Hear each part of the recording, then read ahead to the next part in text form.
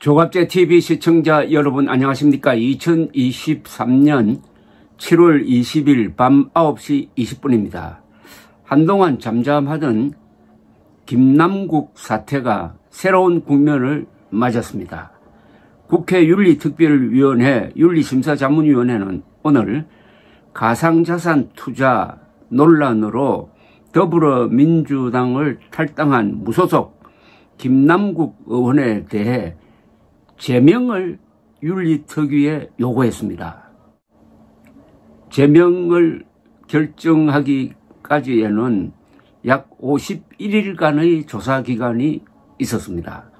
유재풍 변호사입니다. 유재풍 국회 윤리특별위원회 윤리심사자문위원장은 회의를 마친 뒤 기자들과 만나 가상자산과 관련하여 제대로 된 소명이 안 된 부분과 그동안 거래해왔던 여러 내역 등을 고려하여 제명 의견으로 결정했다고 밝혔습니다. 유재풍 윤리심사자문위원장은 충북 출신으로서 공군 법무관을 지낸 변호사입니다. 자문위는 오늘 김남국 의원의 거래 액수 및 거래 횟수 그리고 현금화 규모는 밝히지 않았지만은 언론에 보도된 것보다도 상당히 좀 악질적이고 규모가 크다는 조사 결과가 나온 것으로 보입니다. 그러나 그 결과는 밝히지는 않았습니다. 유재평 위원장은 위믹스 외에도 다른 코인 거래가 다수 있는 것으로 알고 있다. 그러나 법적 제한이 있어서 다 공개할 수 없다고 했습니다. 다만 자문위는 내부적으로 김남국 의원이 국회 상임위원회 및 소위 도중, 즉 국회 회의를 하고 있는 도중에 200회 이상 코인 거래를 한 것으로 파악했다고 합니다. 이러면 국회의원은 부업이고 코인 투자가 본업이었다는 이야기 아니겠습니까? 그런데 이와 관련해서 유재평 위원장은 상임위 때만 거래한 것이 아니고 본회의 하는 날도 할 수 있고 여러 가지 했다고 덧붙였습니다. 본회의 그리고 상임위원회 가리지 않고 코인 거래를 하면서 겉으로는 아주 가난한 국회의원이고 청렴한 국회의원이라고 국민들을 우롱해 왔다는 것도 포함해가지고 제명이라는 아주 가장 높은 수위의 징계를 요구하게 된 것입니다. 그런데 김남국 의원이 2021년 말에 코인을 팔아 보유했던 현금화 가능한 거래소 잔액도 한때 약 99억 원에 달했던 것으로 잠정조사됐다고 합니다. 이것도 언론 보도보다도 더 큰 액수입니다. 그러니까 이 자문위가 상당한 조사를 하는 과정에서 충격적인 증거를 거의 확보한 것으로 보입니다. 자문위 핵심 관계자는 김 의원의 가상자산 거래가 당초 알려진 것보다 더 많고 규모도 큰 것으로 보인다고 했습니다. 그런데 이 자문위가 요구한 제명은 최고 수준의 징계입니다. 국회 윤리특위는 자문위 요구를 바탕으로 소위와 전체 회의를 거쳐 김 의원에 대한 징계 수위를 최종적으로 결정하며 해당 징계는 국회 본회의에서 제적 의원 3분의 2의 찬성으로 통과되어야 제명이 되는데 우리나라 역사상 국회에서 제명한 경우는 딱 한 건입니다.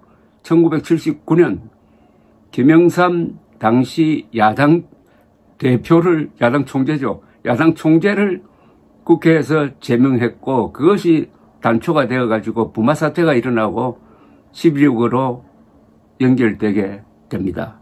그때 김영삼 제명 이후와 이번 김남국 제명 요구 이유는 완전히 딴판입니다. 민주당 소속인 변재일 국회 윤리특위위원장은 김 의원이 소명할 수 있는 부분이 나오지 않는다면 자문위 의견을 존중할 것이라며 9월 정기국회 전에 최종 결론을 내리겠다고 했습니다.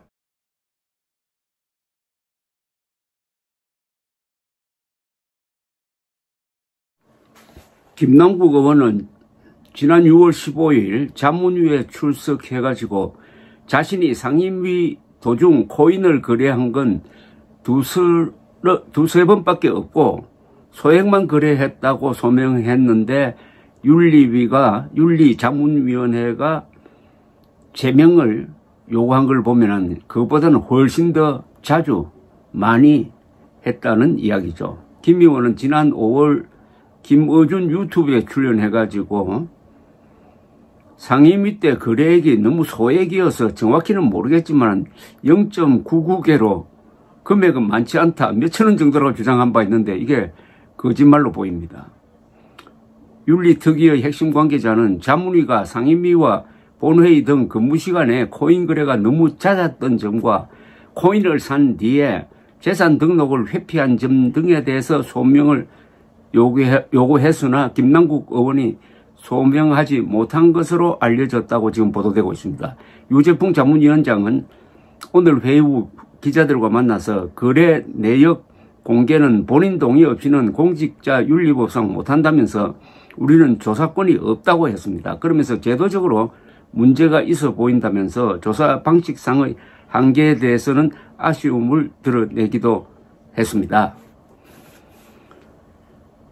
윤리특위는 9월 정기국회가 열리기 전에 가급적 자문위 권고 징계안을 받아들이는 방향으로 최종 결론을 내리겠다는 입장인데 이제 투표에 들어가면은 민주당 소속 김남국이 속했던 민주당 소속 국회의원이 어떤 선택을 하느냐에 의해서 제명될 가능성도 있어 보입니다.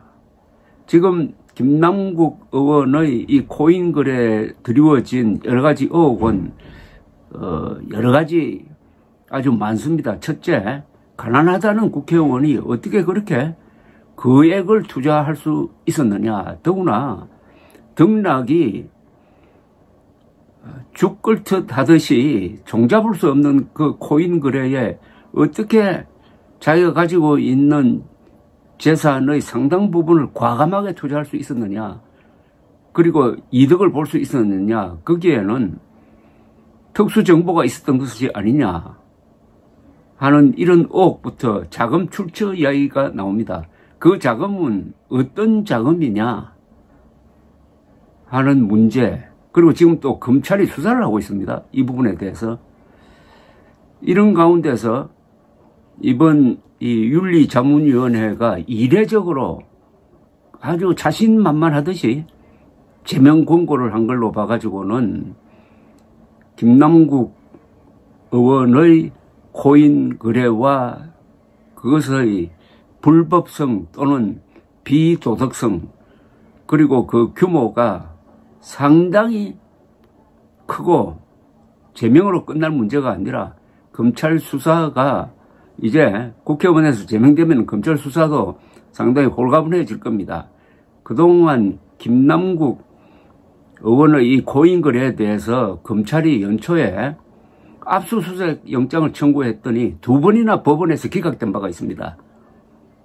이제 그런 부담도 들고 확실하게 수사를 하면은 여기서 엄청난,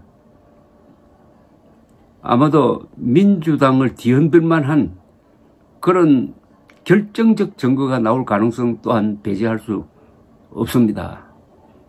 우리나라 헌정사상 2번째의 제명이 이루어질 것이냐 말 것이냐, 이것도 다가오는 총선 전국과 맞물려 가지고 주요한 쟁점이 될 것 같습니다. 김남국 의원의 위선이 벗겨지는 순간입니다. 가장 정의롭고 가장 깨끗하고 가장 가난한 것처럼 위장했던 김남국 의원의 정체가 드러나고 있습니다. 감사합니다.